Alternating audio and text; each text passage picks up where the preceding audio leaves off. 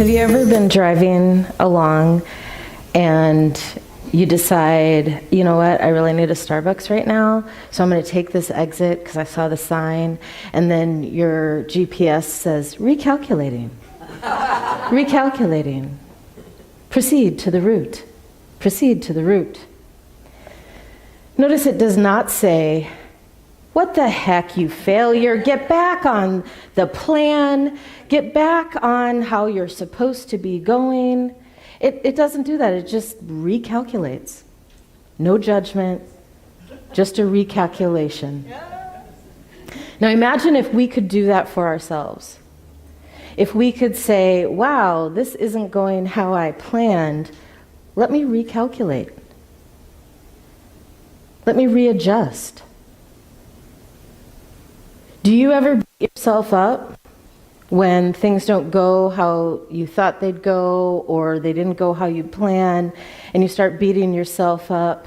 Remember a few weeks ago we talked about the second arrow, right? So I have this problem, things aren't going the way they are. Now let me stab myself with another arrow and let me beat myself up with this thing. I think that's something we all do, at least some of the time. One of the Zen teachings that I love is to have a beginner's mind. And that is really about being open without thinking that you've seen it all, you know it all, you've done it all, you've read it all. If you're like me, you've read a lot of books on spirituality, you've attended a lot of workshops, you've attended a lot of meditations. You've done a lot of different kind of spiritual practices. Anyone? And we might come to think, I've done this before, I've been here before, I've done it. I know all that, I don't need to do it again.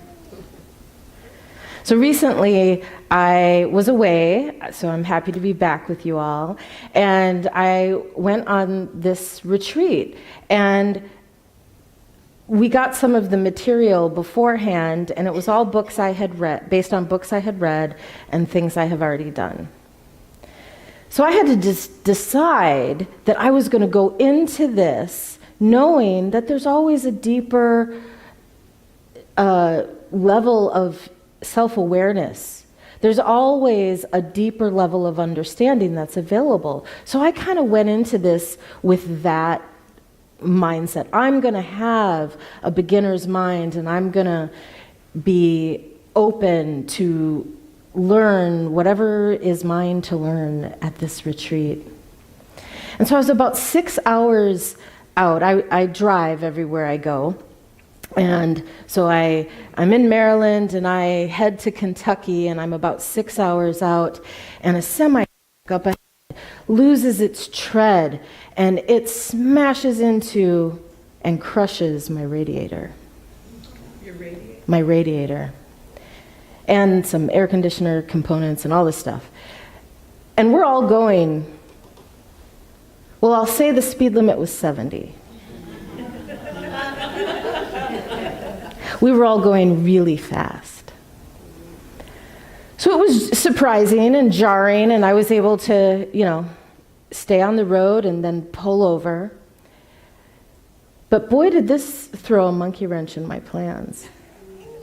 So I had left a day window of extra time because I had plans. I was going to go antiquing. There's these huge antique malls on the way to Kentucky, and I was going to hit those antique malls, and I had a very specific piece of furniture I was looking for, and I knew, I could feel it in my bones. I knew I would find this along my way. And maybe a new ring. And maybe, okay, you get what I'm doing. So I'm sitting at the side of the road, and I have roadside assistance. I'm a responsible insurance owner. And they do nothing for me. It's 9, 10 p.m. I'm on the side of the interstate, and they tell me they can send someone out in the morning. They can't get a hold of anybody. It's, I'm... So I pull up my phone. I'm like, thanks for nothing. I open up my phone, I Google tow trucks near me, and I look at the reviews, and I call one, and there's a man that answers on the first ring. And I tell him my situation, and he says, "Oh, is it a black GMC?" And I said, "Yeah." And he said, "Oh, I saw you. I'll be there in 15 minutes. So he comes out. He was wonderful. I wish I could remember the name of the company so I could praise him publicly, but he was wonderful. I got to a hotel, and my husband came out and helped me. I ended up getting to my retreat. Luckily, I had an extra day built in, and I got there 5 minutes before it started. So I didn't even unpack my car. I pulled in, I parked, and I walked in and sat down and we started. And the thing that was so interesting to me was how many people at this retreat were shocked that I came. How many people at this retreat were surprised that I did it? Oh my gosh, I would have just gone home. Oh my gosh, aren't you worried about your car? Oh my gosh. I was really surprised by that. And I thought, what's the difference in mindset here? And should I be, when more than a couple of people tell you something, you think, well, maybe I have it wrong. So all these people are telling me, oh my gosh, I would have went home. So after hearing this from several different people, I thought, maybe I'm misreading my own situation. Maybe I should be upset.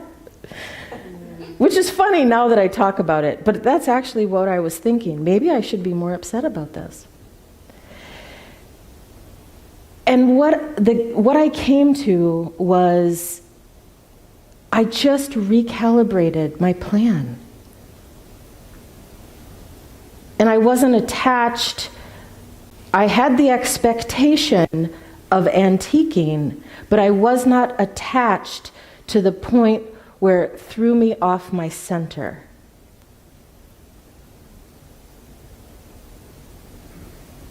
We're told sometimes not to have expectations, and I think that's baloney. Have expectations, just don't be attached to them. Expect the best. Expect to find that piece of furniture at the antique shop. Expect your loved ones to love you hard. Expect people to show up for you. And then, if things don't go the way you want, don't be so attached that it throws you off. Just recalibrate.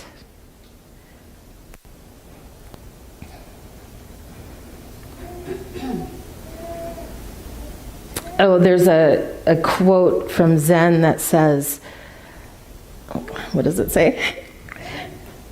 In a beginner's mind, there are many possibilities, and in the expert's mind, there are few. And I love that. I want to be open to more and more possibilities. And the irony here is many of us with attachment and fear of things not going the way, we try to get control of things. But when we do that, it's as if we're putting on blinders and we see fewer and fewer possibilities. And whatever flavor our control has, that's the flavor of possibilities that we see. And we don't see the other flavors of possibility. And I say it's ironic because when we are not attached and we're not resisting, and we're open and we're curious, we see more possibilities and we actually have more control over the direction of our life. That's a hard lesson for a control freak to learn, let me tell you. Hard lesson to learn. Oh, so I love this too. So all these spiritual teachings and religious teachings, they teach us to be open, right? And to listen to spirit and be open to our fellow man and open to new ideas. And years ago in science, we used to think that the human brain, once we reached adulthood, somewhere in our 20s, our brain stops growing. I remember in the 80s, in the war on drugs, they were telling us that every time we did drugs, it killed your brain cells and your brain connections, your neural connections, and they never grow back. So don't do drugs. But what we've learned now is well into our old age, our brains are capable of building new neural pathways and new connections. And the way that that happens is through new experiences, is through being curious. I love when science catches up to spirituality. It's one of my favorite things.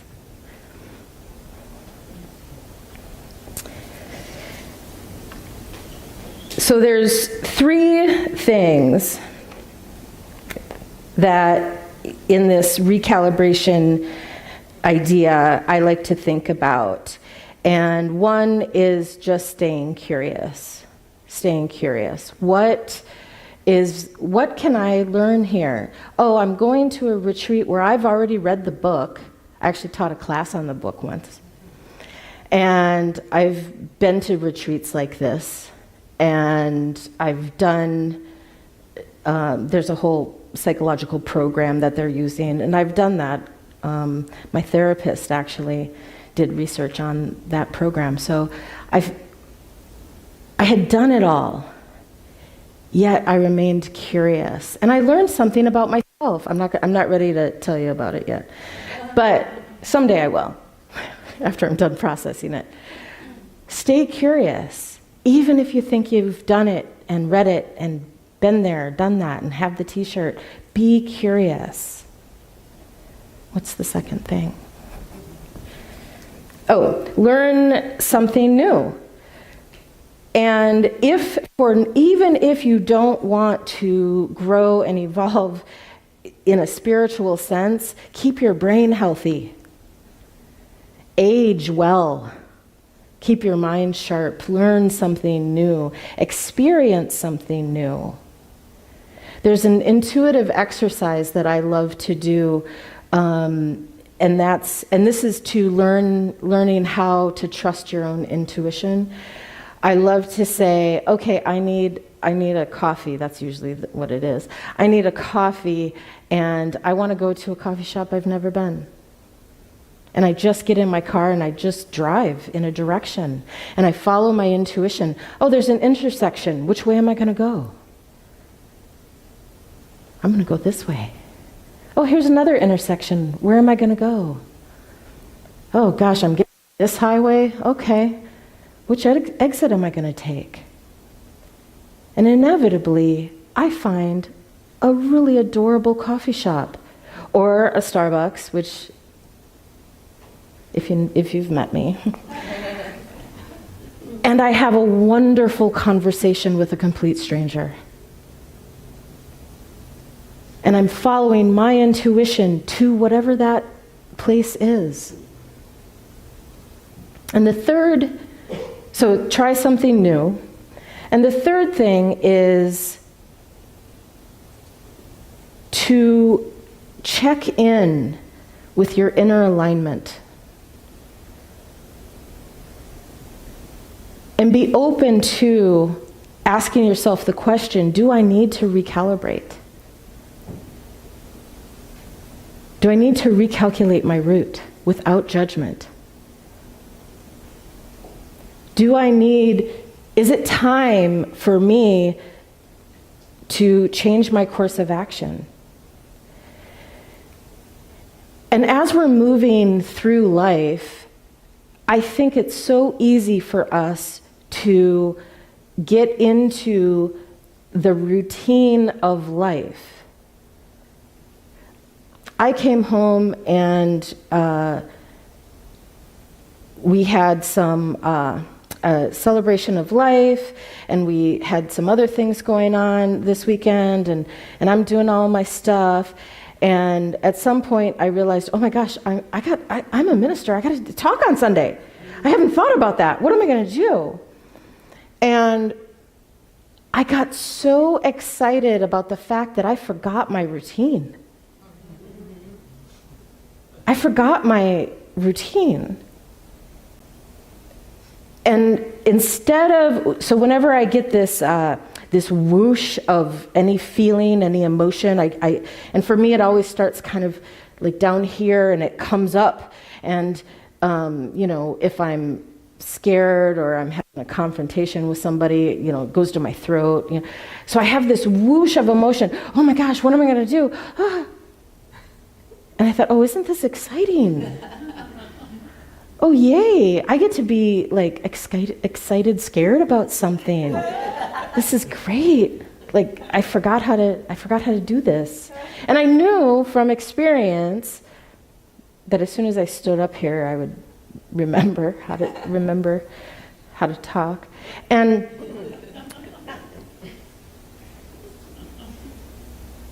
yet it's another reminder to me how I have gotten caught up in my own routine. And Sunday is just another work day, and on Monday I do these things, and on Tuesday I do these things, and my staff is in the office on these days, and we have a staff meeting on Thursdays, and, sorry staff, I'm going to throw some monkey wrenches in all of that. Just warning you all. My volunteer gives me a face. What? So I invite you to think about, where have you gotten a little too comfortable with what you know? Because if we believe that wisdom is infinite, none of us has reached the end. None of us have gotten all the wisdom we can get. None of us. And that's kind of exciting. I think so. What wisdom is ready to be revealed in me, through me, to me, as me? What wisdom is ready here, and here? What wisdom can I access? And if we walk around thinking that we have all the wisdom and my job is to share my wisdom with you, or share my wisdom with you, that's my job. We're shutting off source. We're putting a blockade up to source. But if we can say, how blessed have I been that I have had access to all of this wisdom, and I want some more. I want to learn some more. I want to learn with my fellow my fellow community members. If you've ever taken a class with me, you know how excited I get when the students teach me something. Oh my gosh, I'm so excited. I never thought of it that way.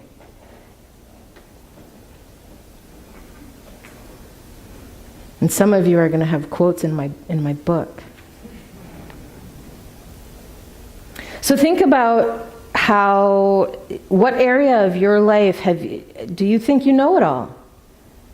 It could be, we talk about learning here as one of our core values, and we don't value learning because information is inherently holy, right? Data, information is not the thing that is holy.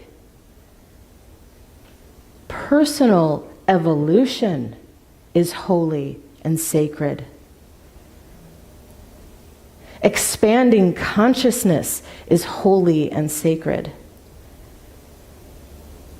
Continuing to experience life is sacred. So where have you closed this off?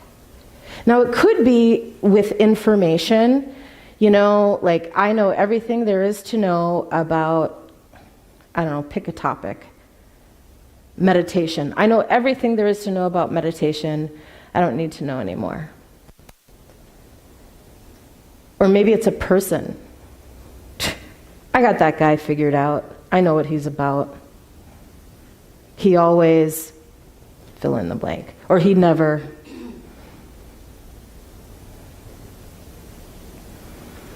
Or maybe it's your own self. I don't want to go to that event. I don't make friends. I don't know how to make friends. I don't want to do that. My back always hurts. I'm not even going to try.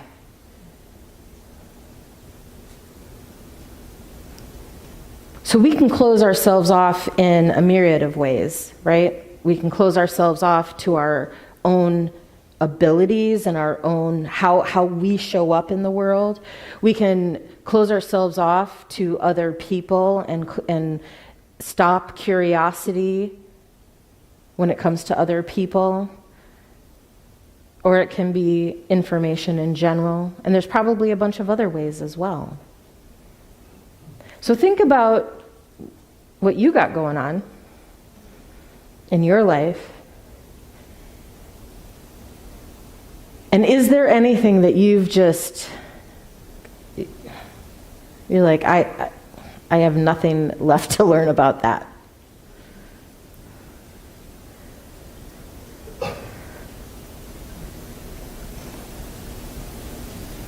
And whether you have something or not, let's bring this whole idea to meditation.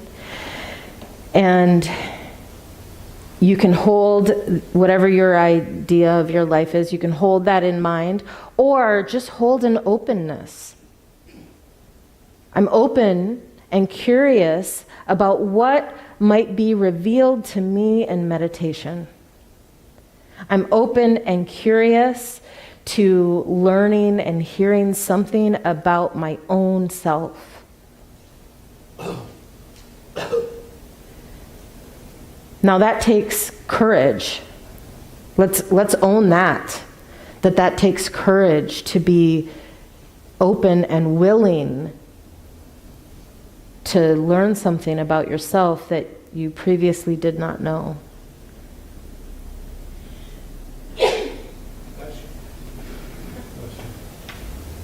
So as we take a breath, we breathe in.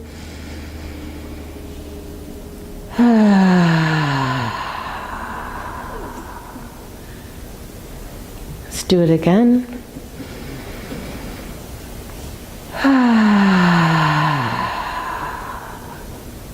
And one last time.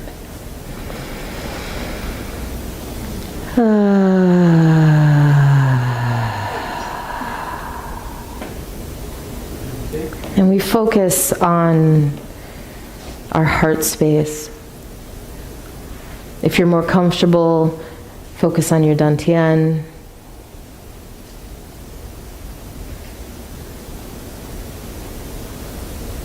Just bring your attention inward.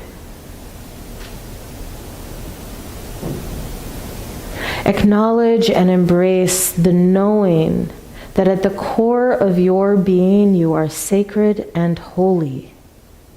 At the core of your being there is access to infinite wisdom.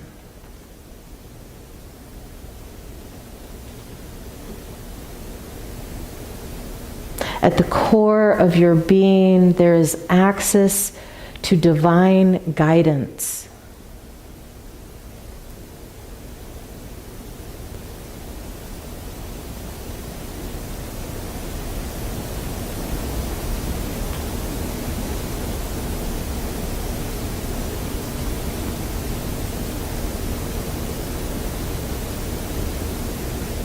And with our attention focused on that core, we ask the question,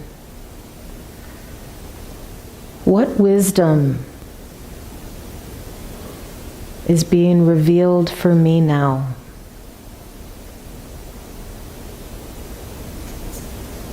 What wisdom is being revealed to me now?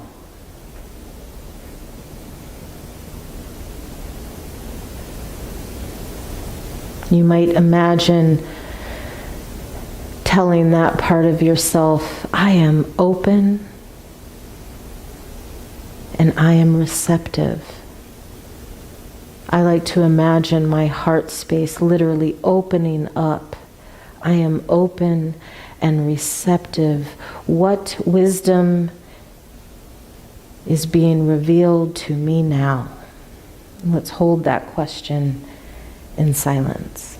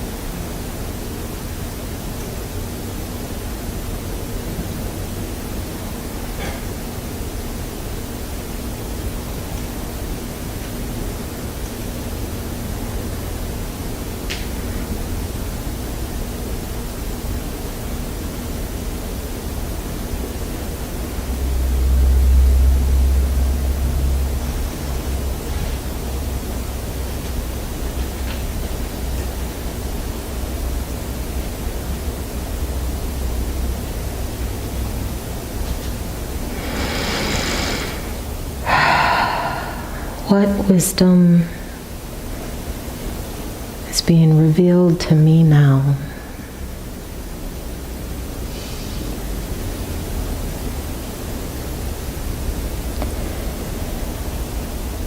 And this is an exercise that we can do at any time.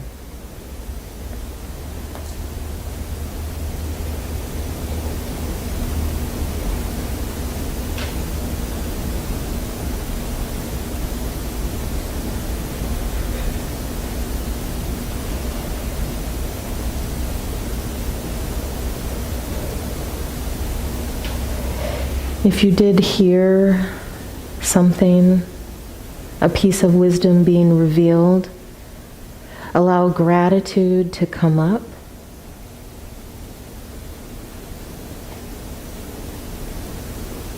Maybe gratitude directed to the wisdom itself. Maybe gratitude directed to the experience that you're having in the moment. Maybe gratitude for a broader perspective. Doesn't matter, just gratitude.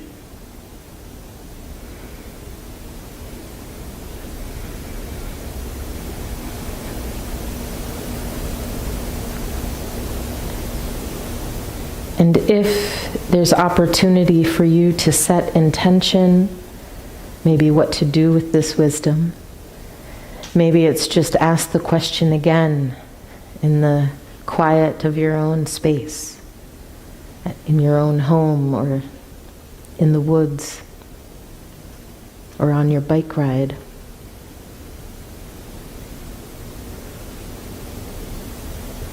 Take this opportunity to set that intention.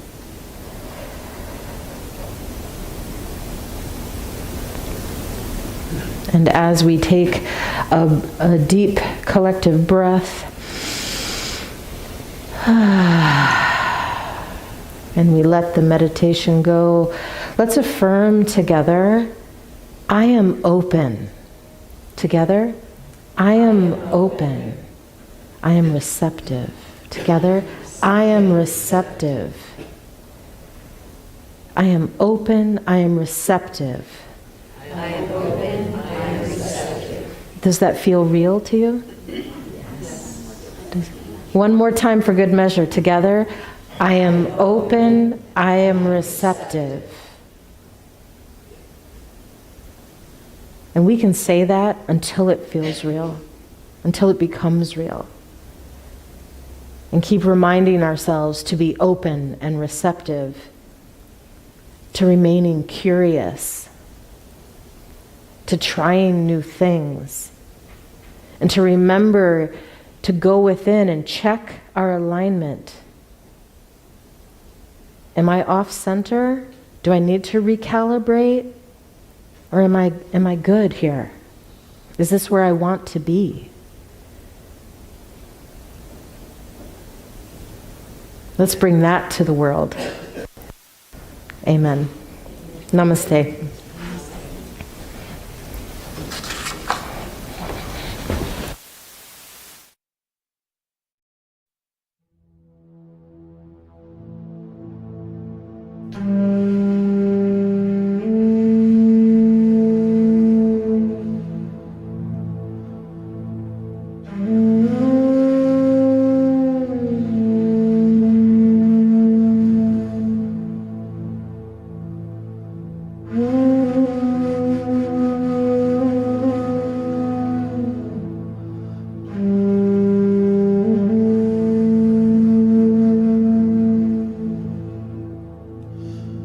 Mm-hmm.